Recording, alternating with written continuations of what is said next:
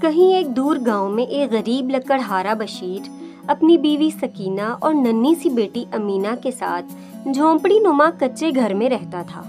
بشیر روزانہ صبح سورج نکلنے سے پہلے اپنی کلہاڑی اٹھا کر جنگل کی طرف جاتا، جہاں وہ سوکھی لکڑیاں کاٹ کر انہیں شہر لے جا کر بیچتا اور پھر جو تھوڑے بہت پیسے ملتے انہی میں گزارا کرتا تھا۔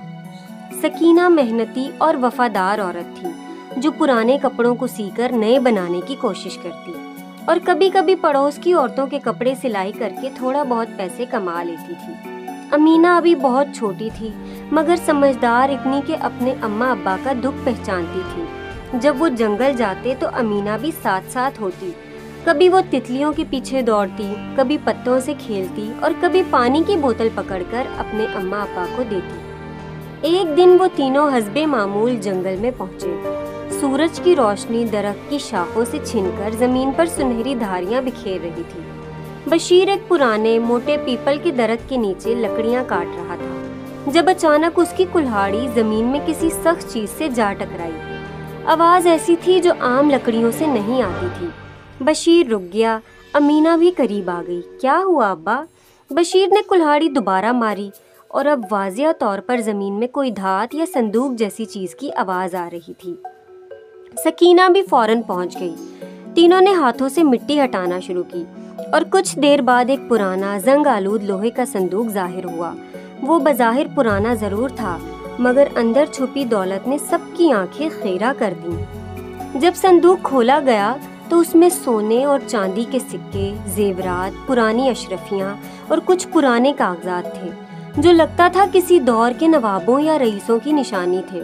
بشیر اور سکینہ حیران، پریشان اور خوشی سے کانپنے لگے۔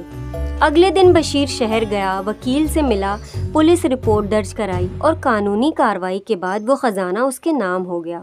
قسمت جیسے یکایک مہربان ہو گئی تھی۔ چند ماہ بعد وہی بشیر جس کے کپڑوں میں پیوند لگے ہوتے تھے اب ایک عظیم الشان گھر تعمیر کروا رہا تھا۔ بڑے گیٹ، رنگین کھڑکیاں اور صحن میں لگے پھولوں نے سب کو حیران کر دیا۔ سکینہ نے اپنی سلائی کا کام ایک مکمل سینٹر میں بدل دیا جہاں وہ گاؤں کی عورتوں کو ہنر سکھاتی۔ امینہ اب ایک اچھے اسکول میں تعلیم حاصل کر رہی تھی اور اس کا خواب تھا کہ وہ انجینئر بنے تاکہ اپنے ابا کے لیے ایسی مشینیں بنائے جو لکڑیاں کاٹنے کی مشقت کو کم کر سکیں۔ لیکن دولت کے آنے سے بشیر کا دل نہیں بدلا۔